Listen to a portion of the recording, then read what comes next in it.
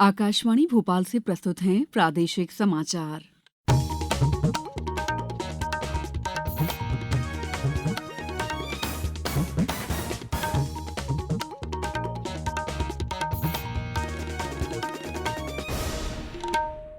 नमस्कार, समाचारों के साथ मैं दीपा सिंह। सबसे पहले मुख्य समाचार। राज्य सरकार नीति आयोग के साथ मिलकर विकसित मध्यप्रदेश @2047 दृष्टिपत्र तैयार करेगी। वन स्टॉप सेंटर के तौर पर काम करेंगे पीएम समृद्धि किसान केंद्र।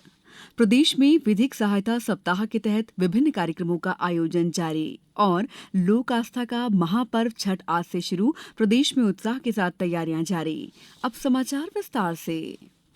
अगले 5 वर्षों में मध्यप्रदेश की जीडीपी 27.2 लाख करोड़ और 2047 तक इसे 250 लाख करोड़ तक पहुंचाने का लक्ष्य रखा गया है।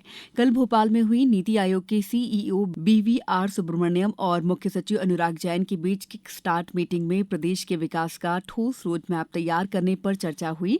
इसमें तय किया गया कि विकसित मध्यप्रदेश 2047 विजन डॉक्यूमेंट भविष्य की आवश्यकताओं और चुनौतियों को ध्यान में रखते हुए सावधानी पूर्वक तैयार किया जाएगा। बैठक में बताया गया है कि प्रत्येक नागरिक को रोजगार, स्वास्थ्य, शिक्षा और जीवन की उच्च गुणवत्ता की सुविधा मिलेगी। मध्य प्रदेश आत्मनिर्भर और विकसित प्रदेश बनेगा। प्रधानमंत्री नरेंद्र मोदी ने 15 अगस्त 2023 के स्वतंत्रता दिवस भाषण के दौरान वर्ष 2047 तक भारत को एक विकसित राष्ट्र बनाने के संकल्प का आह्वान किया था। इसके तहत नीति आयोग के सहयोग से मध्य प्रदेश ने विकसित मध्य प्रदेश 2047 विजन डॉक्यूमेंट तैयार करने की दिशा में कदम बढ़ाया है। मुख्यमंत्री डॉक्टर मोहन यादव ने कहा है कि प्रधानमंत्री नरेंद्र मोदी के नेतृत्व में मध्य प्रदेश और छत्तीसगढ़ साझी संस्कृति को सहेजते हुए विकास के पथ पर अग्रसर हैं। उन्होंने कहा है कि छत्तीसगढ़ और मध्य प्रदेश दोनों राज्य सगे भाई हैं। दोनों राज्यों की साझा संस्कृति है, साथ ही साझा विचार और साझा राष्ट्रवादी भाव हैं। मुख्यमंत्री डॉक्टर यादव कल रायपुर में छत्तीसगढ़ स्थापना दिवस समारोह राज्योत्सव को संबोधित कर रहे थे। कदम कदम पर हमारी साझा संस्कृति है, साझा विचार है और साझा राष्ट्रवादी भाव को लेकर के चलने वाला ये छत्तीसगढ़ परमात्मा ने जब दिया है तो सच कहा डॉक्टर रमन सिंह जी ने, कुछ ज्यादा ही दिया छत्तीसगढ़ को। और ये खुशी हमें भी मध्य प्रदेश में है। धान का कटोरा अगर पूरे देश में किसी राज्य में माना जाता है तो वो छत्तीसगढ़ को माना जाता है। इसलिए तो कहा गया है छत्तीसगढ़िया सबसे बढ़िया।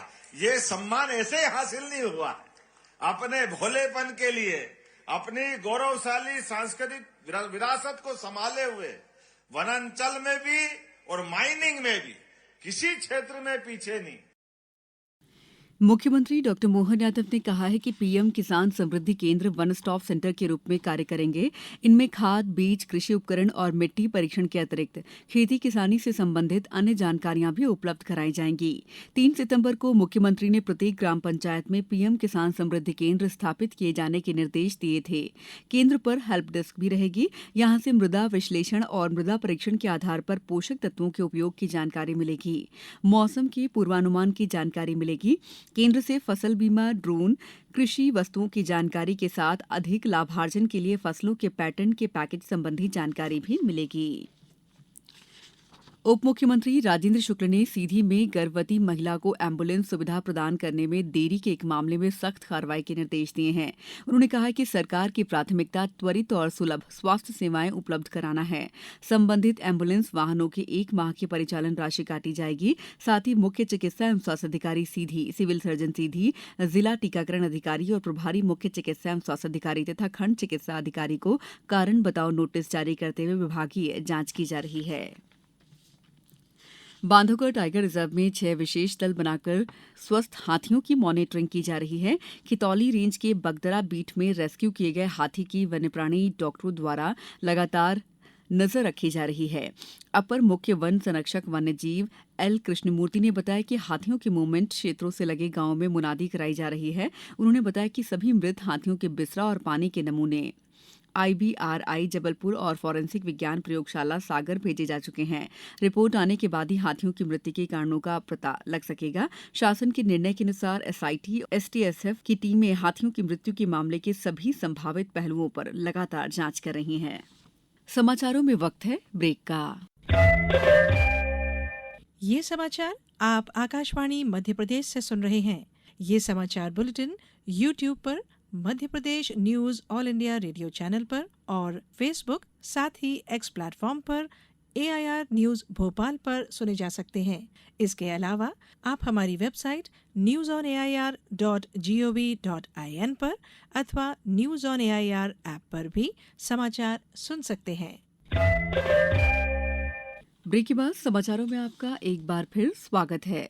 प्रदेश में कल से शुरू हुए विधिक सेवा सप्ताह के तहत विभिन्न कार्यक्रम आयोजित किए जा रहे हैं। जिला एवं सत्र न्यायालय इंदौर न्यायोत्सव मनाया जा रहा है। कल दोपहिया वाहन रैली से विधिक सेवा सप्ताह का शुभारंभ किया गया। आज वृद्धजनों में जागरूकता और स्वास्थ्य परीक्षण शिविर आयोजित होंगे। कल विद्यालयों और महाविद्यालयों में विधिक सेवा योजना के संबंध में समझ विकसित कर विधिक सेवा के क्षेत्र में उनकी जिम्मेदारी का बोध कराने के उद्देश्य से निबंध, चित्रकला, नुक्कड़ नाटक और क्विज प्रतियोगिताएं होंगी। खंडवा में जिला विधिक सेवा प्राधिकरण अध्यक्ष ममता जैन द्वारा बाइक रैली को हरी झंडी दिखाकर शुभारंभ किया गया। डिंडौरी, मुरैना और गुना में भी विधिक सेवा जागरूकता बाइक रैली के माध्यम से न्यायोत्सव विधिक सेवा सप्ताह कार्यक्रम का शुभारंभ हुआ। लोक आस्था का महापर्व छठ आज से नहाय खाए के साथ शुरू हो रहा है। 4 दिन के इस पावन अनुष्ठान में कल खरना का विधान संपन्न होगा। बृहस्पतिवार की संध्या अस्ताचलगामी सूर्य को और शुक्रवार प्रातः उदीयमान सूर्य को अर्घ अर्पण करने के साथ ही महापर्व का समापन हो जाएगा। इंदौर शहर के 150 से अधिक घाटों पर छठ महोत्सव की तैयारियां की गई हैं। पर्व की शुरुआत आज पहले दिन श्रद्धा, संकल्प और स्वच्छता के प्रतीक नहाय खाए पर्व के साथ हो गई है। अनूपपुर में व्रतियों की सुविधा के लिए प्रशासन की ओर से नदी तालाबों में जोर शोर से तैयारी की जा रही है। जिला मुख्यालय अनूपपुर के साथ जमुना, भालूमाड़ा, कुतमा, बिजुरी, राजनगर में इस पर्व को लेकर खासा उत्साह देखा जा रहा है।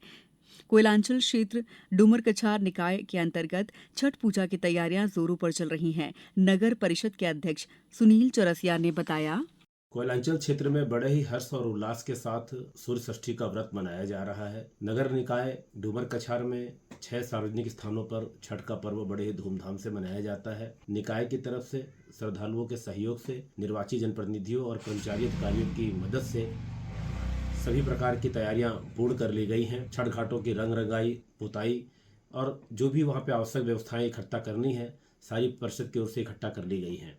सारी व्यवस्थाएं सुचारू रूप से चल सके इसके लिए कर्मचारियों की ड्यूटी भी लगाई गई है। त्योहारों के अवसर पर भारतीय रेलवे द्वारा लगभग 7,500 विशेष रेलगाड़ियां चलाई जा रही हैं, जबकि पिछले साल 4,500 विशेष रेलगाड़ियां चलाई गई थीं। स्टेशनों पर यात्री सुविधाओं के लिए कंट्रोल रूम बनाए गए हैं। मॉनिटरिंग और भीड़ प्रबंधन के लिए अतिरिक्त वाणिज्य कर्मचारी और GRP रेल सुरक्षा बल के जवान लगाए गए हैं। रेलवे प्रशासन ने बताया कि 3 नवंबर को रेलवे ने 188 से अधिक विशेष रेलगाड़ियां चलाई। वहीं कल 185 विशेष रेलगाड़ियां चलाई गईं।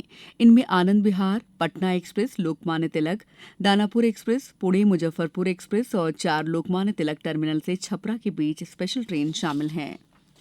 प्रधानमंत्री नरेंद्र मोदी ने कनाडा में एक हिंदू मंदिर पर हुए हमले की कड़ी निंदा की है। प्रधानमंत्री ने सोशल मीडिया पोस्ट में कहा कि भारतीय राजनयिकों को धमकाने की कोशिश भी समान रूप से कायराना हरकत है। अब कुछ समाचार संक्षेप में। राष्ट्रपति द्रौपदी मुर्मू आज नई दिल्ली में पहले एशियाई बौद्ध सम्मेलन में भाग लेंगी। आयकर अधिनियम की समीक्षा को लेकर आयकर विभाग को पिछले 1 महीने के दौरान विभिन्न हितधारकों से 6,500 से अधिक सुझाव मिले हैं। समीक्षा के लिए बजट में घोषणा की गई थी। इस बुलेटिन में इतना ही। नमस्कार।